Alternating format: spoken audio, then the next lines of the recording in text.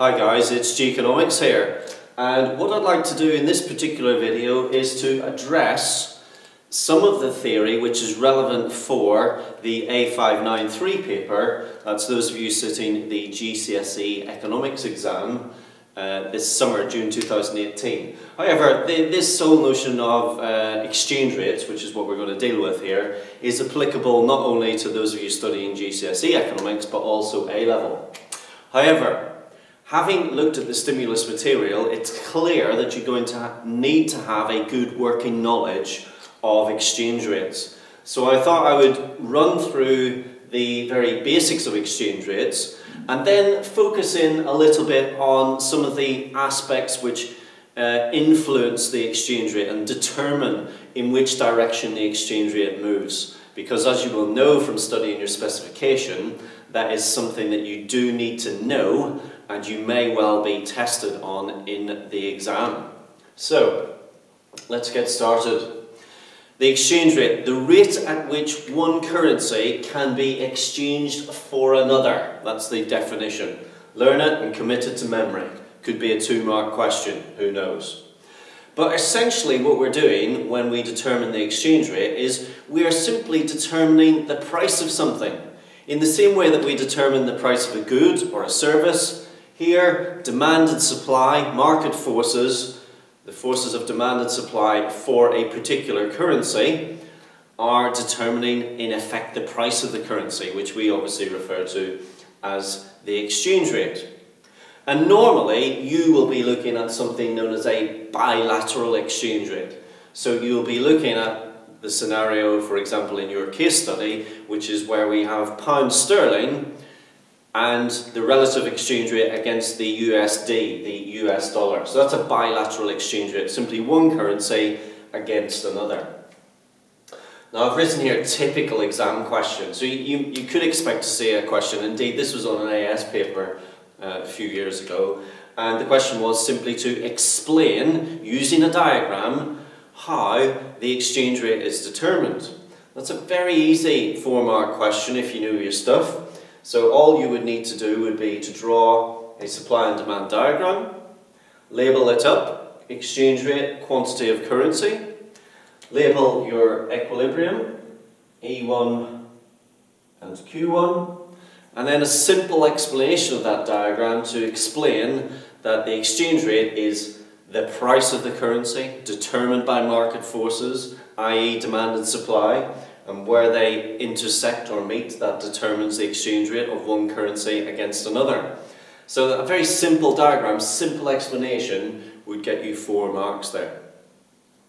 Now of course, in the UK, we have what's known as a floating exchange rate. We have this type of system, whereby our exchange rate, relative to other currencies, is determined by the law of demand and supply. It's a free floating system.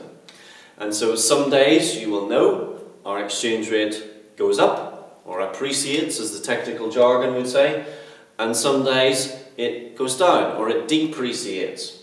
But in this country, we, and when I say we, I mean the government and or the central bank, do not intervene in order to change the level of the exchange rate. Whatever it is, will be. Whatever will be, will be.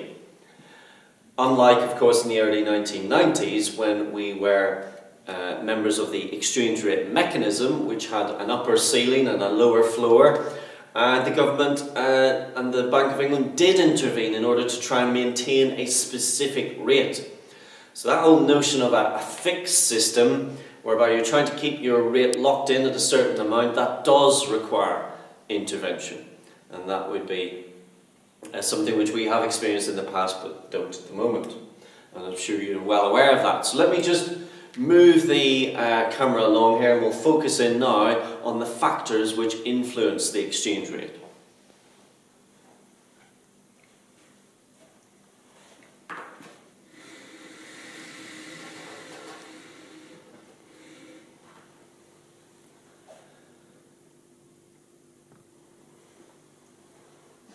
Okay, ladies and gentlemen, very high tech in this production facility, as you can see. So we've talked about free floating, we've talked about fixed, And now we're going to consider the bullet point in the specification, which says that you need to be able to understand and illustrate and explain some of the factors which influence the exchange rate. So I'm going to talk through 6 of them. There are more, that this is not a finite list, there are more.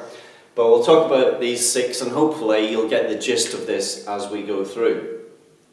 I've drawn 3 diagrams here, and I'm just going to say something about the top one and then the subsequent 2. The first thing to say about the top one is this.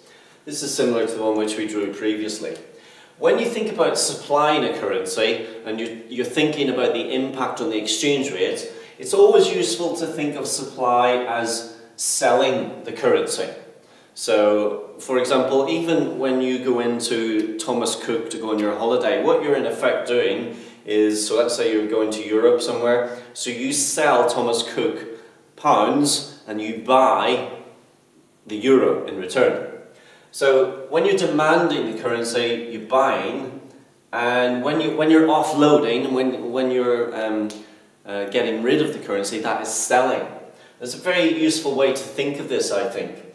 And for most of these 6, indeed all of them probably, we can either represent them either using this diagram, where the demand is shifting to the right, in other words, there are more people buying our currency, or the supply curve is shifting right, whereby people are offloading or selling our currency because they want to change it for something else. So let's look at these in turn. Number 1, the UK base rate increases. Okay, so let's think about that. If you are an investor, so if you're managing a pension fund or something along those lines, and you want to put it into some sort of low-risk asset, something you might do is to simply put it into a bank in a particular country and earn a rate of return on it. Well, obviously, if the base rate goes up, hopefully current account interest rates will go up as well, savings account or deposit accounts, whatever it may be. And as a consequence of that, you will earn a greater return. So if the UK base rate goes up, people globally will think, and investors particularly, I'm going to sell the currency I've got at the moment and I'm going to put that money into UK pounds. And consequently, the demand for sterling will go up. And so we can use this diagram showing demand shifting to the right because more people are buying sterling. And this is the diagram which represents that. Now, also don't forget to use the proper jargon here. So we would say that the currency is a consequence of that movement. So sterling here, there would be an appreciation of sterling because of the increased demand. And then I think it's always useful to think about the impact on exporters and importers of such a move. So remember, I've said this in many videos and I say this every lesson, hundreds of times a lesson, the price of the export always moves in the same direction as the currency. And so if the currency appreciates, the price of the export goes up. Now think about that from the UK government's perspective. We've got lots of exporters, big industry, and so car industry particularly in this country. And they would not necessarily wish to see an appreciation of sterling because it makes our exports more expensive. Therefore, maybe demand elsewhere would fall. Now, the government doesn't intervene to try and remedy that appreciation because we, as I've said at the beginning of this video, we have a free floating system. And so if it appreciates, c'est la vie, it appreciates. So ist das Leben, it appreciates. And think of it on the other side as well. Think of the flip side of the same coin. Export prices up must mean import prices down. So price of imports fall. And think about the benefits that that might bring to us as an island nation. 2/3 of everything we import being a raw material.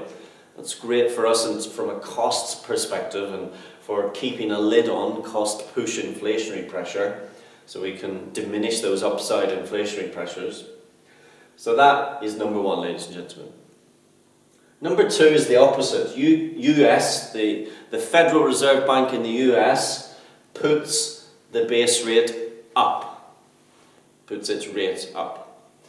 Now, what would happen there? Well, people in the UK would think, okay, I no longer wish to hold my money in sterling, I want US dollars. So I'm going to offload, remember offloading or selling, I'm going to offload my sterling and buy US dollar instead. So in the UK, we're modelling here the UK exchange rate, not the US. The offloading is illustrated by the supply shifting to the right. Consequently, the currency depreciates. Again, that has pros and cons. Obviously, in this instance, the price of the export will fall. So those exporters that we talked about previously will benefit. But on the flip side, the imports, the price of those goes up. And given that we have to import so much of what we do import anyway, regardless of the price, having inelastic price elasticity of demand, then that obviously would represent quite significant upside inflationary pressure. But that would be the impact then on the exchange rate in that instance. So that's 2. Number 3, demand for UK exports increases. Okay, let's think about this one. So UK exports, that's people in the UK selling abroad. How do they want paid? They want paid in their own currency. They want paid in a foreign currency. So therefore, if foreigners wish to buy our exports, they will be demanding or buying, remember, buying our pounds. And so as a consequence, we could use this diagram once again to represent this particular scenario and the effects as explained previously. UK demands more imports. That's the flip side of that. So if we demand more imports, households in the UK, maybe the economy is growing strongly and we're bringing in lots of luxury goods from abroad. Well, how do we get those? Again, the people that we're buying from will want to be paid in their own currency. So we will need to buy that currency. So how do we get that currency? Well, we swap our own for it. So in effect, we sell our own and we buy theirs. And so the selling of our own, which is the crucial factor here, shifts supply to the right, impacts as previously identified. And then finally, and you can see, ladies and gentlemen, the way you can sort of pair these up the whole time, threat of UK recession. This is really about confidence and speculation, all those things combined. So if people thought the UK was going to go into recession, maybe not such a safe place to have one's money. So therefore, what would one do? One would say, I will abandon, I will offload, I will sell sterling, and I will buy something else instead, the US dollar possibly instead. And so the supply curve would shift right because you're selling off the currency. What if there was a threat of a global recession? Well, in times of a global recession, where does money go? Money goes into safe assets, safe havens. So it goes into gold, obviously, maybe some other minerals, metals, but it also goes into some currencies which are considered to be safe haven currencies, such as the UK pound sterling. So globally, lots of investors may say, right, well, we will sell the currency that we're holding and we will buy these safe haven currencies. So the demand for those would go up, lots of people buying, and hence demand shifts right, currency appreciates, and effect as explained previously. So I think all that's really useful, ladies and gentlemen, when it comes to figure 1, figure 2, figure 3, with regard to the A593 pre-release. We've got current account, and here we're talking about the current account. We've also got notions of exchange rate. So all of this could be potentially areas for a lot of assessment in the summer exam. So I hope that's been useful. If you managed to watch to the end, thank you for watching to the end. If you're not a subscriber, do click the link below. If you wish to be aware and updated as to when new videos come out, obviously click the bell as well. If you have any messages or questions, you can contact me hello@geekonomics.co.uk. Follow me on social media as well, such as Twitter. And the final thing to say on this is I'm just putting the finishing touches to my preparation pack for A593. So I've done a whole host of resources and practice papers which will be available via my website in due course, so keep your eyes peeled for that. Hope it's going well with your work and revision, and see you next time. Bye for now.